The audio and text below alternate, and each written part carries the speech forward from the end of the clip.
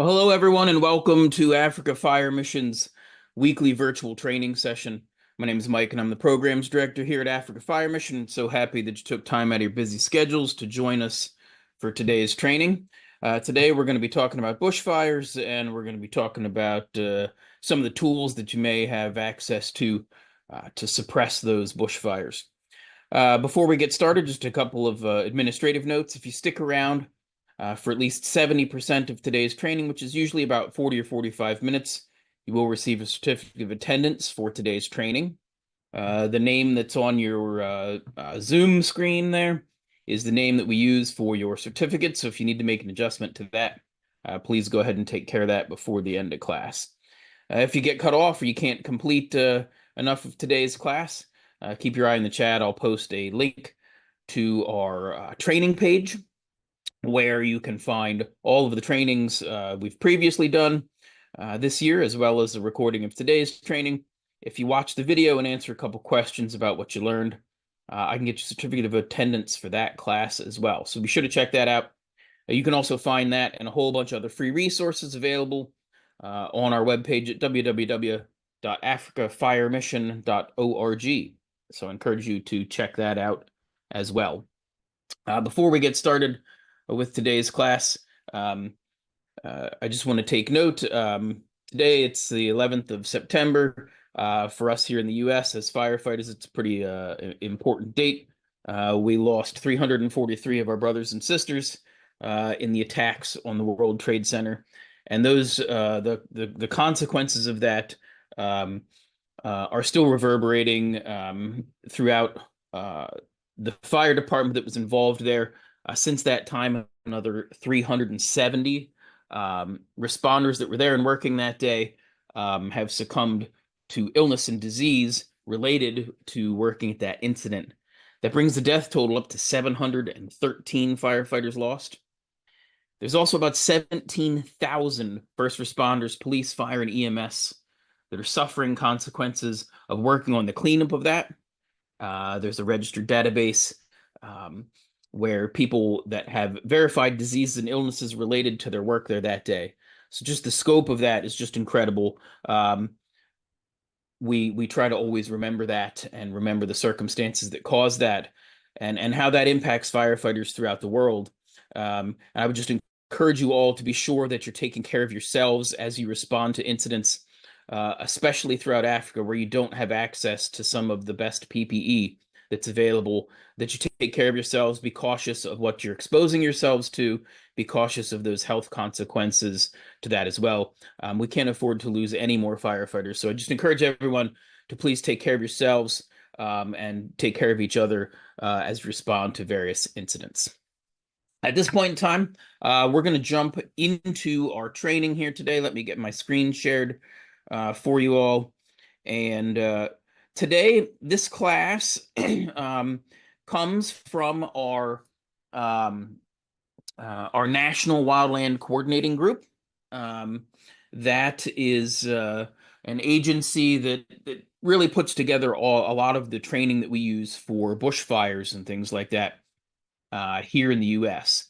And I'm going to use some of the course material from that class. And when we get about halfway through the material here, we're going to switch into our own and we're going to figure out how this relates to firefighters in Africa. So we're going to go through some of the tools that we use. We all, I think, have a basic understanding of how fire works. We've got heat, fuel, and oxygen that consists of the fire triangle, right? To stop the fire, we need to remove one of those. In a lot of instances, when we're talking about bushfires, we're going to try to remove that fuel from the fire. We typically don't have access to large volumes of water when we're working in areas where bushfires occur. So we're trying to remove that fuel away. What kind of tools can we use to remove that fuel away? So first half of the class here, we're going to talk about tools, how to maintain them, and some of the sort of official wildland tools, bushfire tools that are out there. Then we're going to make the switch, and we're going to look at what tools are available to you, that are readily available to you, that you can either go out and get a hold of right now at a low cost? Or are there some ways you could put together some tools to do some effective work here? So let's start into our sort of coursework here. With these courses, of course, there's always these objectives. We want you to be able to identify some hand tools, pick the right tool based on the type of fuel and things, figure out how to maintain these, how to keep them well ready for use. We'll talk a little bit about carrying the tools, passing the tools around. Again, this course is designed for these sort of US-based firefighters, right? And more specifically, even than that, is the guys that are working in the western half of our country, where we get these bigger fires. So, we're talking a 20-person hand crew. You've got 20 people all working in coordination, building line, and things like that. Where I'm from on the East Coast, we don't have a lot of that. We don't have access to that kind of manpower and things. I'm sure for some of you guys too, putting together multiple crews of 20 people, all equipped with hand tools and things, it's not realistic either. But we'll talk a little bit about how you pass some things, some spacing and things like this, what you do with the tool when you're not using it. Okay, so those are our objectives. I think we'll cover some of those, but let's sort of focus on the tools. We have a couple different categories of the tool types. Here we're talking about cutting tools. Okay, so what kind of cutting tools do we need? How do we use these cutting tools? Basically, we're looking for something that's got a sharp edge on it.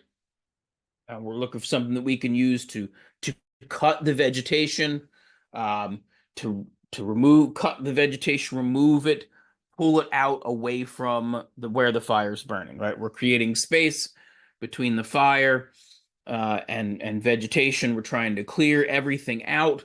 Our suppression tactic that we talk about is that we want to get down to what we call a bare mineral soil, right? So bare mineral soil is where we're removing all the vegetation, whether it's live or dead, till it's just soil and minerals that can't burn. Okay, so we're gonna remove all of those materials, all that vegetation, in a space that's wide enough that the fire won't be able to cross it. And then we'll try to make that space all the way around the edge of the fire. Sometimes we're doing that working close to the fire.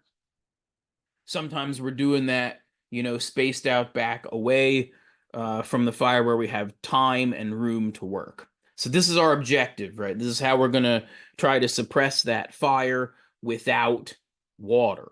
So we're talking cutting tools that can cut stuff, that can cut roots that are in the ground, that can cut off the base the plants, can cut off, whatever. Various cutting tools that we have, okay? This particular tool we'd call a single bit axe. Maybe you have one of these on the fire truck for structure fire purposes. We typically call that a flathead axe, if we're talking about it in the structure fire world. But we've got sort of a pounding surface on one side. We've got the other side that's sharpened. When we're talking about this tool for use for structure fires, we don't like to have the axe sharpened as sharp as we can get it. We like the axe to be a little bit blunted for what we're doing when we're working in the structure fire world. It's just the opposite when we're talking about bushfire. We want that to be a really sharp axe that can cleanly cut through anything. With our bushfire tools, we want to sharpen the edge on every tool that we're going to use for bushfire.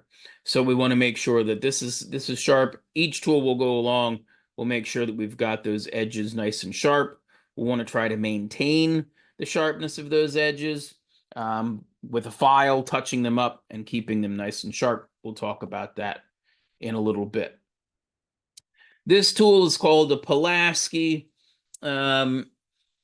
It was designed or sort of first used by a guy named Ed Pulaski. Um, Basically, you're taking the flathead axe and then you're putting sort of a grubbing edge on the back side of it. So we can use this tool to cut with the sharp axe side. We can flip it around and use the other side to dig into the dirt, to pull soil, to pull vegetation back away from the fire. So it's a cutting and scraping tool sort of combined. Um, this might be something that you could make by taking a flathead axe and welding on that other side to it. So as you're looking at these tools, start to think about, do we have a tool similar to this that we have access to, that maybe, or that we could modify and make it, right? A different version of this, there's tons of different names for it, but it's some type of an adze or a hoe of some type. Here they're classifying it as a cutting tool because it's got a sharp edge. You can use that to cut down the vegetation. You can also use it sort of for digging, pulling things away. Okay, nice functional tool. Do you have something like this available? With these cutting tools, how do we maintain these tools? A lot of these tools come with a wooden handle. So we want to make sure that we keep that wooden handle nice and smooth. Obviously, when we're working with a hand tool, we would prefer that you've got gloves on. But even wearing gloves, we like to keep those tool handles in good shape. So you could use some sandpaper to try to smooth those handles and take the rough spots off. If you don't have easy access um, to sandpaper, just a sharp knife, taking a sharp knife and using that sharp edge to scrape along the wooden handle to remove any types of chips or splinters or anything like that, keeping that handle nice and smooth. Um, we also like to treat the wood in those handles with something to help preserve the wood, to keep it from drying out, and to keep it lasting as long as it can. Um, I don't know what material or I would suggest for you um, to use, and we'll talk about that when we get to the end of class. We'll open up the floor and see if anybody's got any suggestions. The What we use here is something called boiled linseed oil. Um, Sometimes you can use that as a stain or a finish on wood. We don't really want to stain it, but we want to add some sort of oil to keep the handle so that it doesn't get dried out. Uh, so I'm curious to see what you guys would use on that to help sort of maintain that handle, right? So far as the metal tool head, we want to keep that clean. So that means that every time when we're finished using it, we're going to rinse it off with water. And then again, we're going to want to put some sort of a coating on that metal surface to prevent it from rusting. If it has rusted, we want to try to remove that rust from the metal using sandpaper, using a file, using a stone, uh, whatever you would normally do, right, to sort of polish metal. We want those tool heads to be polished, no rust. Um, we don't want to paint the tool heads. A lot of times, if you buy a new tool, it'll typically come with the head painted. A lot of times we will remove that paint with a wire brush or a grinder to remove the paint because sometimes the paint can hide flaws in the metal. So we want to see if there's a fracture, if that metal is breaking. So we like to keep them clean, polished, um, and rust free. We'll put some sort of a coating on that metal. Here we use, a spray lubricant, like a silicone lubricant is typically what we'll use in spray form. There's various trade names for it here. Here in the US, it's very popular to use a lubricant called WD-40. Um, I'm sure you got some sort of equivalent spray lubricant. If you can't do that, you can even do something as simple as a little bit of used cooking oil. Dip a cloth, a rag into a little bit of used cooking oil and put a light coating of, say, used cooking oil on that metal tool head. It's going to help preserve that, maintain it, prevent it from rusting, keep it in good shape. The last component of sort of maintaining that tool is to make sure that it stays sharp.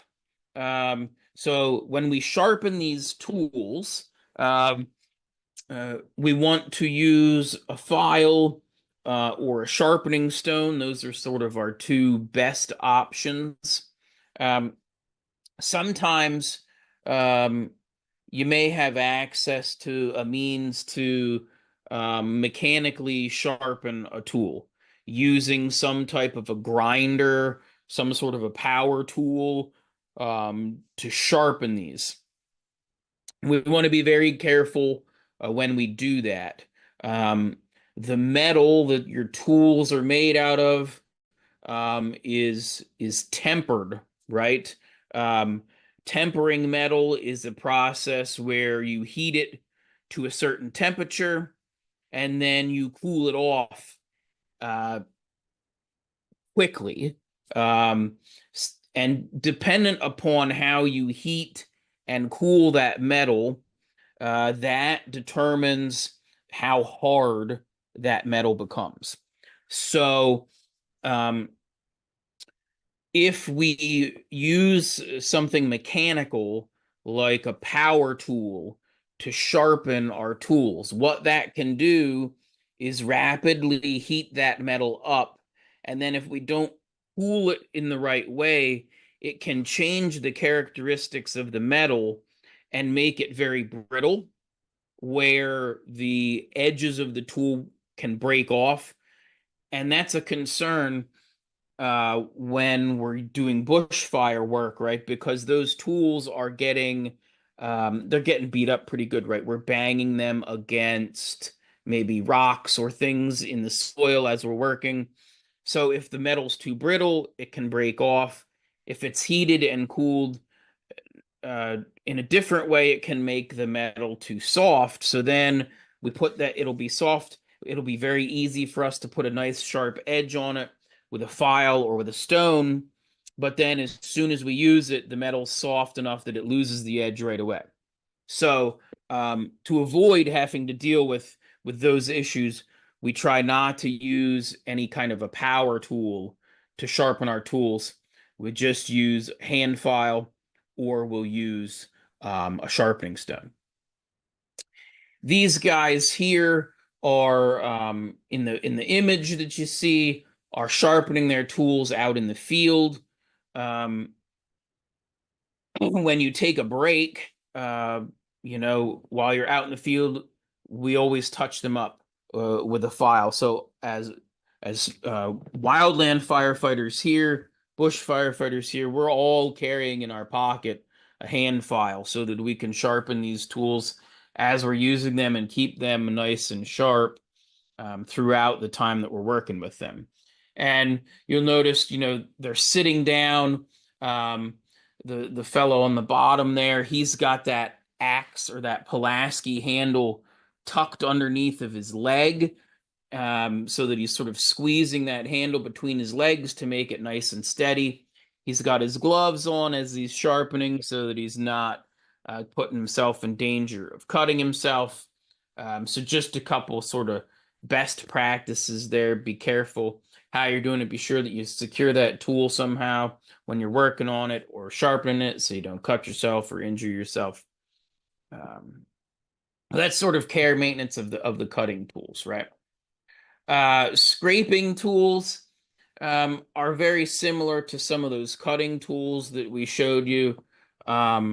A scraping tool could be simple as a rake or a broom, or some of these little bit more complex tools, different shapes of the head, um, uh, different types of a hoe, right? We're using those for construction. These are also good. It talks about using it for mop-up operations. A tool like this, when you've got hot embers, uh, after the fire has moved through an area, if there's hot embers there and you don't have access to water to wet those down to cool them, you can use these scraping tools to dig up some loose dirt and mix those embers in with the loose dirt. Mixing the embers and the dirt together cools everything, helps to prevent that fire from reigniting. Uh, so these are our scraping tools. Um, a shovel is a really handy tool to have, um, to carry with you for bushfire for a lot of different reasons. Now, a shovel that we use for bushfires, they sell ones that are specific for firefighting, and the angle of the head on that shovel is a little bit different, and it makes it a little bit more difficult to use for digging, but it makes it easier to use it also as a cutting tool, or the way we would use them. So with this shovel, with that shovel that we would be using for a bushfire, again, we're going to take that file and actually sharpen the edges of that shovel. In this presentation, it's showing this shovel as a scraping tool, right? But the shovel is actually, with a sharpened edge on that shovel, it's a very effective cutting tool as well. You can swing that sort of like a scythe, where you can use that to cut down vegetation. You can use it to strip the limbs off of trees. It's got that nice long handle. It's really an effective tool for cutting with the sharpened edges on it. And then you can also use it to dig up a little bit of dirt. You can use it to scoop that dirt and toss that dirt, to use that. We teach in some of our fire prevention stuff, putting dirt or sand on a cooking fire. Same thing with a bushfire, right? You're seeing that picture, the fire burning down there toward the edge of the road. Of course, we wouldn't probably try to stop that fire there. We would want that fire to burn to the edge of the road. That road's a nice fire break. But you could scoop some of that dirt from that road and use that shovel to throw that dirt out over top of the fire. So great tool. Everybody, shovels are inexpensive. They're readily available, right? Be sure you guys have a shovel with you if you're going out for bushfire. These next few slides are getting into these different sort of specialized tools. So they call this a McLeod or a McLeod tool. It has the big teeth on one side for raking. The other side's nice and flat for digging, grubbing, sort of chopping. But take a look at that tool. That may not be all that difficult to make your own version of that. You've got a flat piece of metal, you cut some of the rake teeth into it and attach it to some sort of pole or handle.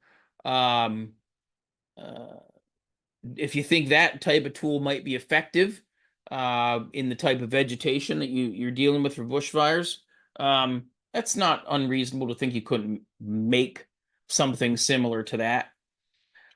This we call a combination tool. It sort of has a little shovel on one side. It has a point on the other side. And actually, you can adjust that. So down toward the tip of that tool, there's sort of a knob that you unthread.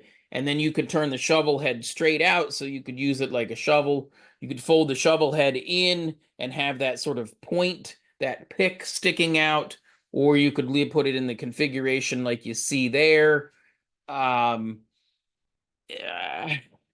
there's a lot of these around in the US. I'm not a big fan of them. A tool that can sort of convert and be made to do multiple different things. Um, it's sort of like the small entrenching shovels that you see in like a military uh use, right? Or a military surplus stuff. I'm not sure how there's more effective tools. I'd prefer to have a solid sort of single purpose built tool, but that's a combination tool. Maybe you'll find some of those available. I don't know. Uh, some sort of general tool safety, some things to think about. Um, you always want to be inspecting those tools, the condition of the tool, the condition of the handles and things like that, so that you're not walking around carrying a broken tool with that broken handle. Um, when you're carrying these tools, uh, you want to be cautious how you carry them. Um, you want to hold them, try to find the balance point of that tool, hold the tool sort of at the balance point of the tool. That will minimize the energy that it takes to carry those tools if you have to walk with the tool a long way to get where you're working the fire.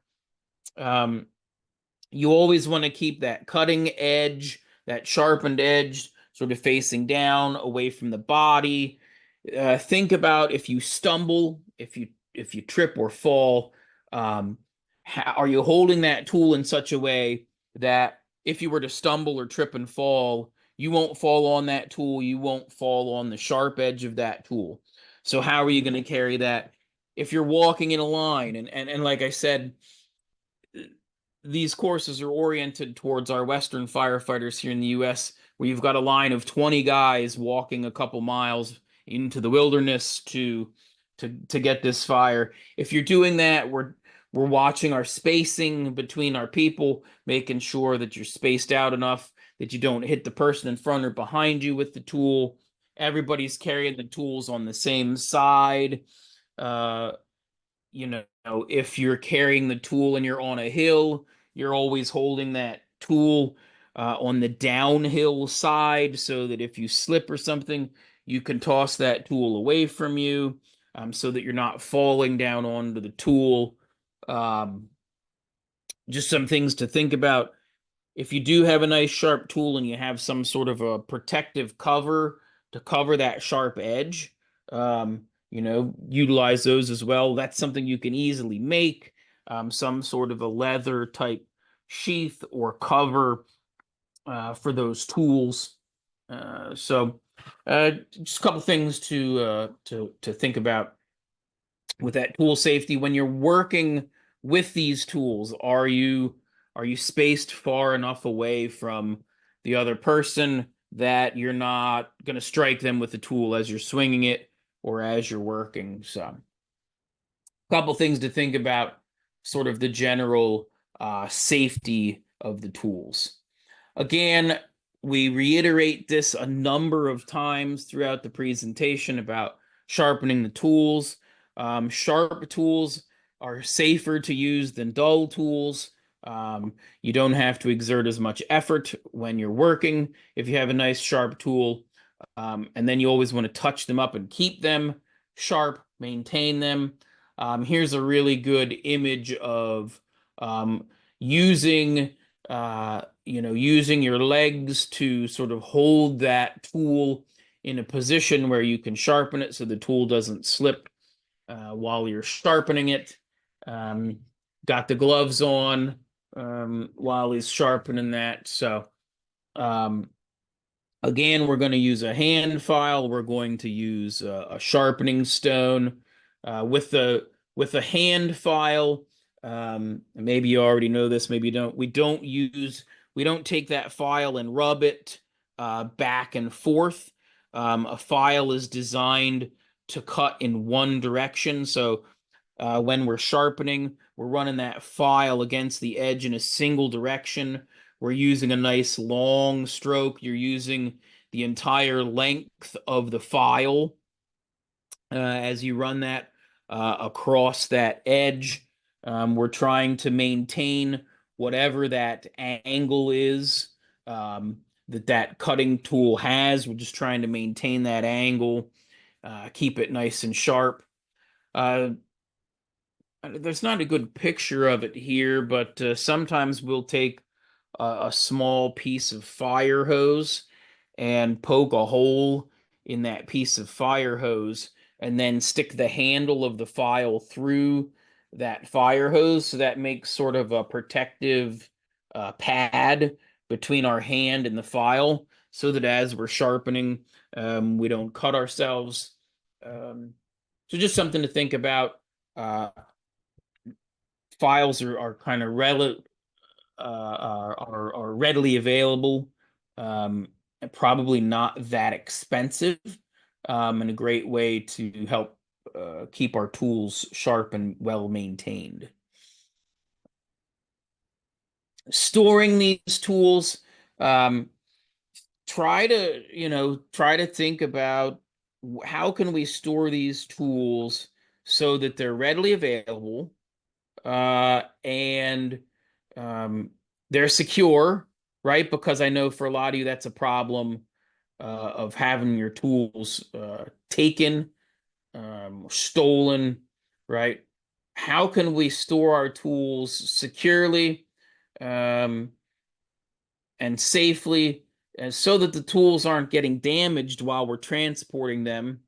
Um, the real big takeaway is that we don't want to store these types of tools in the cab of the fire appliance, right? We don't want to be riding in the same area as these sharp tools bouncing around. It'd be great if there was a way to secure those tools in the compartment where they aren't going to be sliding around and getting those sharpened edges damaged. If we've got a cover, you can see in this picture the Pulaski tool has a cover on both of the sharpened edges. So, is that something that you could improvise or make some sort of a cover for those tool edges? So what's the best way to store these things, right? Think about what might work best for you and your fire brigade. Excuse me. So here's going to be just a bunch of different, they call them sort of alternative tools. Um, you can see the different shapes of these tools these guys are carrying. There's a bunch of different trade names for them. It's interesting that in this course, it calls this tool, which we call a council rake. They're calling this an alternative tool. Here where I'm in Pennsylvania. This tool is the most common firefighting tool that we use for bushfire here in Pennsylvania. Um, Super easy to make your own. Um, you've got these metal teeth on there and those sharpened metal teeth. And I don't know, we'll talk about this at the end. Um, those teeth come off of a farm implement called a sickle bar. So the sickle bar has those metal teeth like that, and it's mechanical, and those metal teeth sort of slide back and forth. It's on a long bar that gets attached to a tractor, and it's used for cutting like tall vegetation um, for farming purposes, right? For us, and then of course those teeth get damaged, and then those teeth get replaced on those long bars as they get damaged. For us, those teeth are pretty inexpensive to get a hold of. And then we can just take a piece of angle iron, you rivet those teeth onto a piece of angle iron, and then you weld a little piece of pipe on the top of that piece of angle iron and put a wood handle on it, and you've just made yourself this tool. Um, Most common tool we use here in Pennsylvania. Teeth get damaged, we drill these rivets out, put new ones in. It works great. We keep those sharp. We can use it like a rake. Because they're sharp, we can use it to cut vegetation.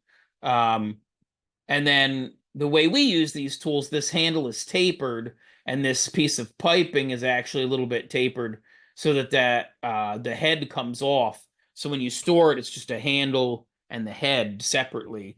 But man, I would think this is a tool we could improvise. Um, Here we've got a swatter, a fire swatter. We're going to come back to this because I think that this is a super effective tool, especially in grassy vegetation. We're going to talk about, we're going to show you how to make one of these. We've made some of these in the past while we've worked in Africa, showed you guys how to make these. We're going to go over that again. And I'm going to show you some improvised ones. I know there's some, I see someone here from Blantyre. I know you guys in Blantyre made a couple of swatters like this, similar to this. And I'll show you what I've seen you guys make and then how to maybe improve on that some more yet. Different types of rakes, depending on the vegetation type you're working in, can be very useful.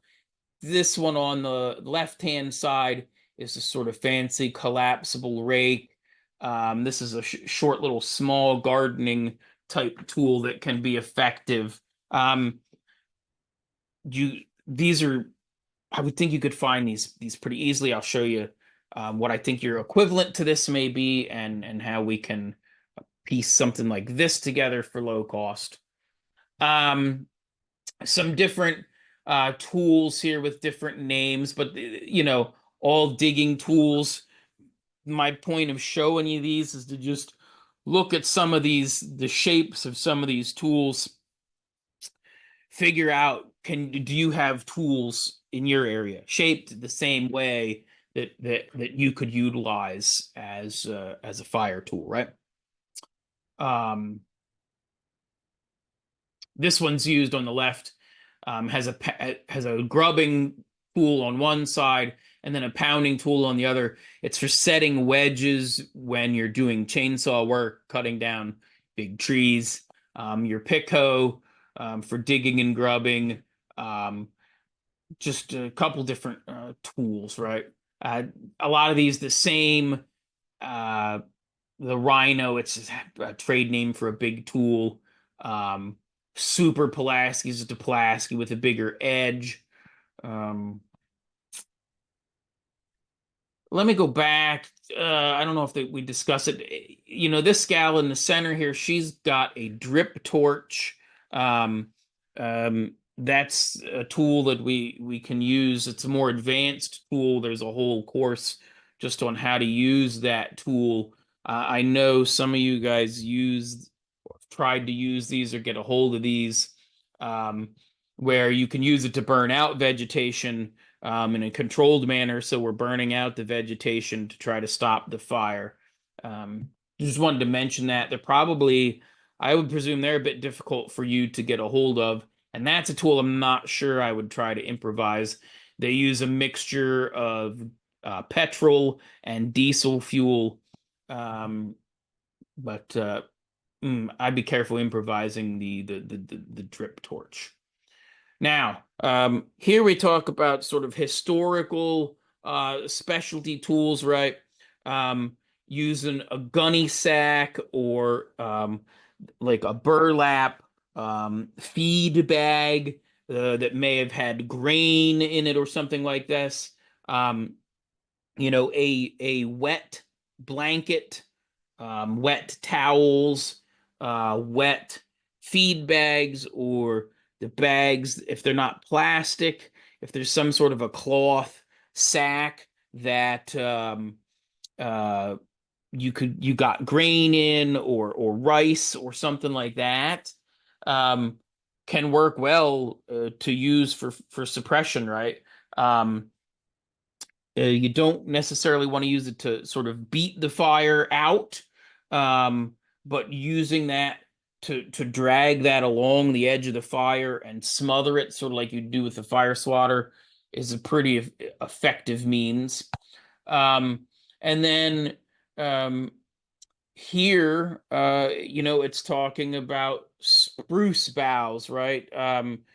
So using some type of vegetation that doesn't readily burn, using those branches um, to scrape stuff away, to drag along the edge of the fire, to smother it, to sort of beat out the fire. Here, we're saying if you want to do this, to use some type of evergreen plant. Is there some sort of locally available vegetation, some sort of a bush that you could chop a piece off of that the leaves won't readily catch fire? Um, that's an option as well, right? So now we're going to shift focus. We're going to move away from sort of what the official class is to talk about what can you do? What kind of local improvised tools do you have? And here, if you want to increase your equipment capacity, you could sit around and wait for getting funding to order specialized bushfire tools from some sort of a catalog or some sort of fire equipment dealer, right? But that's going to be at high expense. That's going to take time. It may not even be readily available, but you want to increase your equipment capacity right away within the next week. We want better capacity to fight bushfires. You got to use locally available resources and tools. Okay. So let's look at what I'm going to show you some things that I've seen. Hopefully you recognize and think, oh man, yeah, we can get some of those, right? So right off the bat, we talked about cutting tools. So what kind of cutting tools do you have available? What do you call them? You know, we're talking some sort of a long handheld, long bladed cutting tool. We would call that a machete. I'm sure you've got some sort of a local name for that, right? They're used all the time. They're used for cutting grass. They're used for in agriculture. Do you have one or two of these things on the fire truck? And if you don't, why not? They can't be that expensive. They're readily available. Some sort of handheld, sharpened metal cutting tool, right? Other cutting tools. Here, this is a some type of axe, right? It's got a carved wooden handle. You've got a sharpened metal blade. I've seen uh, I've seen people using these in agriculture. I've seen these in some of the markets that we've visited, right? Can you use that as some sort of a cutting tool? Grab one of these. Okay. Doing okay on time. We talk about some sort of a cutting or scraping tool, so some type of a hoe. I've seen so many different versions of these. Um, you've got the wood handle, you've got some sort of a metal shaped piece. We can sharpen up the edge on something like this. It's affixed somehow. Sometimes it's bound onto the top with some sort of like a leather binding. You could use some wire to bind it on there. Whatever. There's all sorts of different local names for this tool. Different, that comes in different shapes and things like that. But do we have a couple of these things on the fire truck? Here you've got your wood handle, you've got this grubbing tool, this sort of digging grubbing tool. We're gonna take this, we're gonna put a nice sharp edge on the bottom of this thing, and we can use this to cut out this tall grass that's here. It would be easy to cut that. It would be easy to scrape, to pull, digging, cutting, scraping. These things there's a lot of these available and around. Um, Grab a couple of these. Let's see some of these. Is a different, a different shape or different style to it. This one's got a metal sort of digging edge, and then it comes out to a metal point that's put through your wooden handle. Um, have you seen something like this? We're going to the market. We're looking at what agricultural tools there are available in the markets that we can grab. And look, this thing looks just like a lot of the tools that we showed earlier. Uh, you know, on the screen, but this doesn't cost nearly as much as those specialized tools. This is going to be just effective. It's locally available, right? Um, there's a bunch of these tool heads.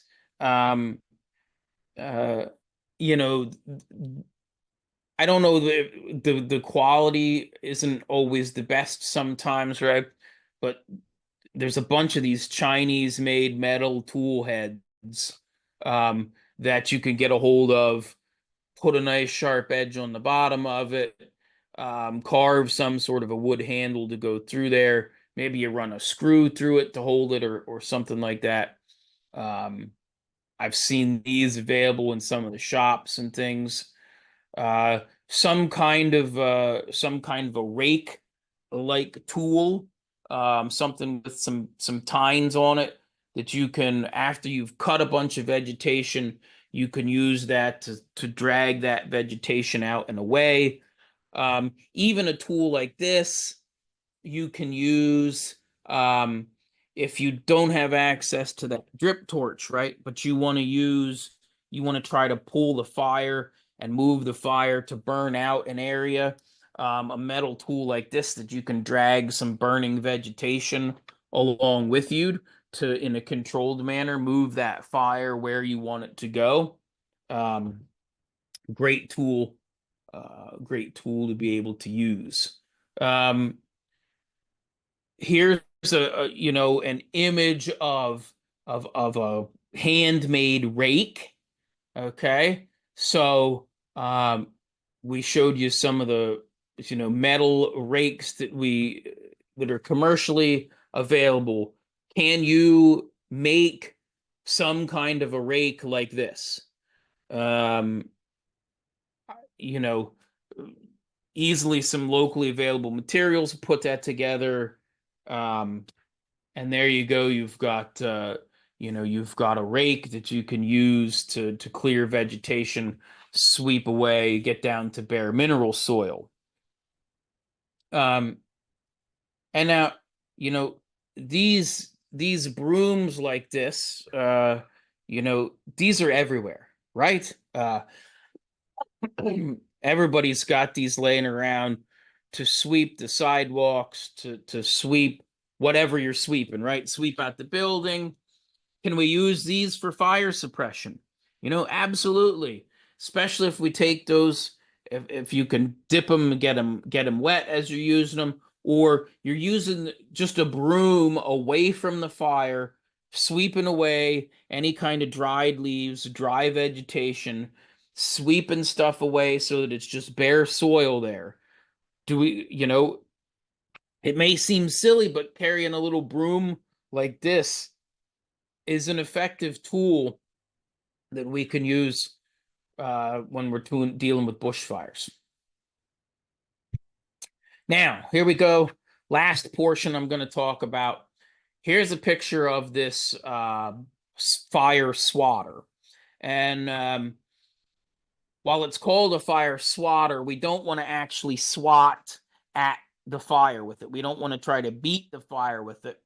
What we want to do is stick it down over top of an area that's burning and drag it along, using it to smother the fire. And this is a hunk of rubber, a sheet of rubber.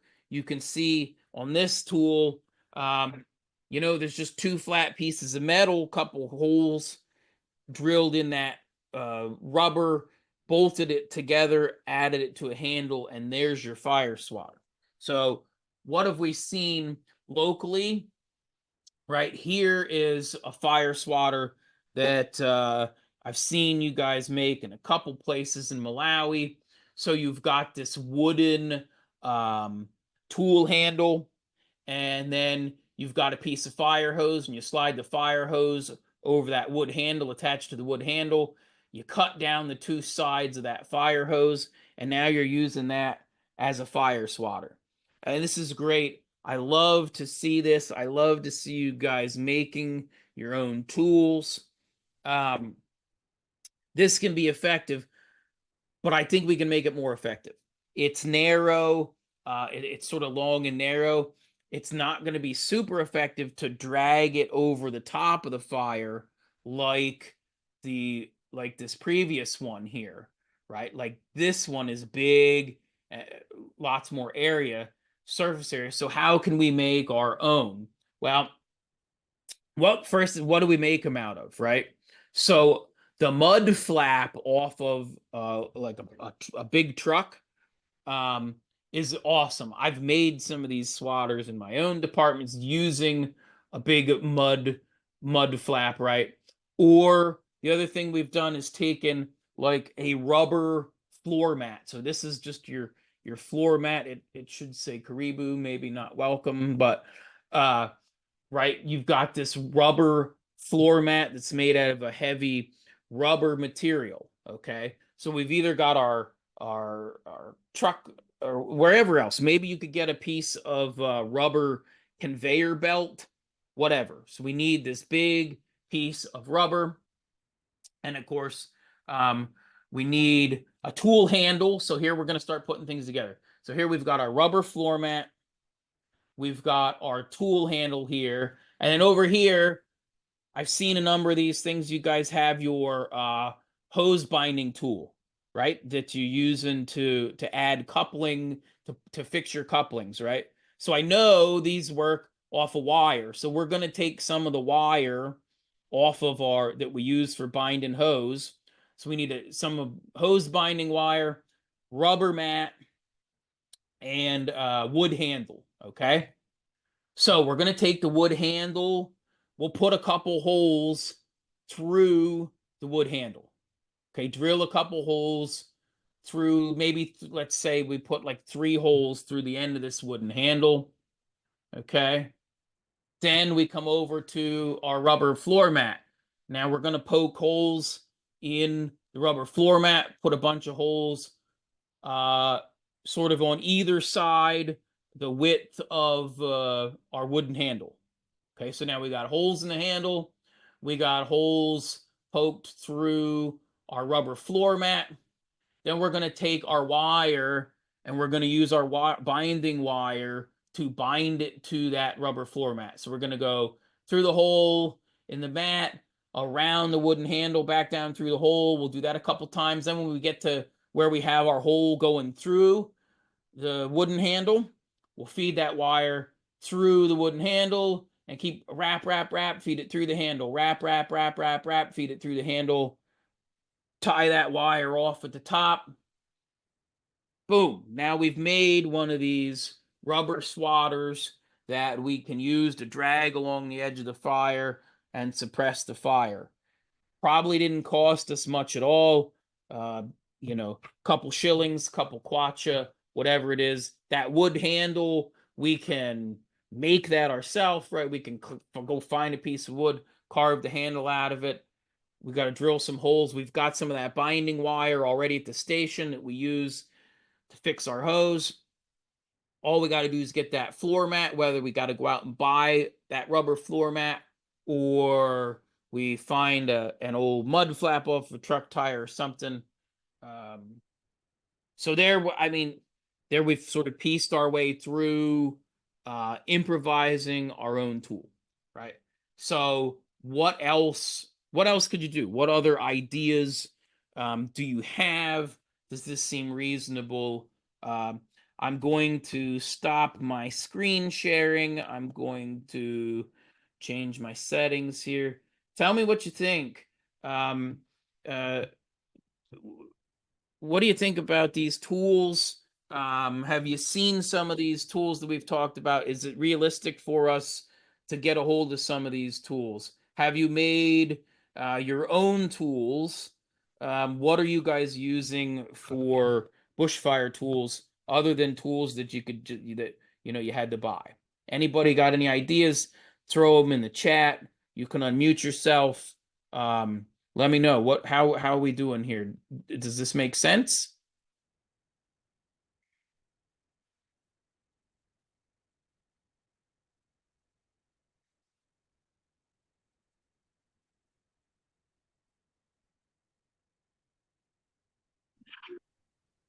Yeah, Smoke. Go ahead, sir. Hi. Actually, this is really makes sense, and it's a good idea. It's a very simple. We can try to improvise so that we can get those hand tools very easily. Thank you for today's topics. That's very, very good. Thanks a lot. Excellent. Thank you, sir. Anybody else? Timothy? I thought I saw maybe Timothy had a hand raised. The big thing I see with this, Yeah. Go ahead, Timothy.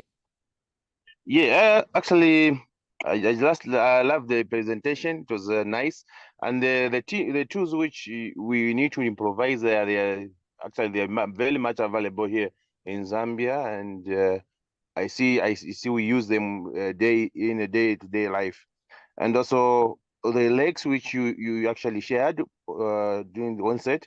Actually, we can easily you can even ask someone to bake for us. I think they can really help us when dealing with wildfire. Yeah, excellent. Yep. We see a lot of these. So what are our next steps? Where do we go from here? We got all these ideas in our head.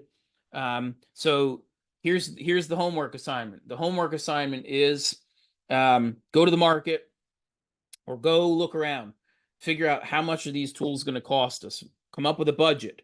All right. And you want that budget to be reasonable. But look, if you go, if you're going to go and ask for, we need 10 BAs, we need 10 brand new BAs, what is that going to cost? In your local currency, what are 10 brand new BAs going to cost? Huge amount of money, right?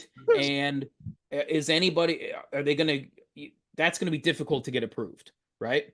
But if we go to the market, we look at these tools, we come up with this, and we present this to. We need a small budget of X amount of shillings, X amount of kwacha, right? And if you give us this small amount of money, we're going to be able to immediately increase our capacity. Go ahead, sir. Go ahead, Jeffrey.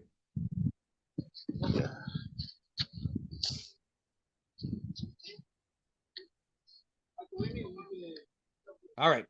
He's not getting us. But so that's the homework assignment. Go research how much are these tools going to cost, put together your budget, and then once you know how much it's going to cost, maybe we want to write something up and say, we need this number of these tools, and explain why this is going to help your capacity, explain we've had this many bushfire, and if we had these tools that could put it out, we're asking for this amount of money.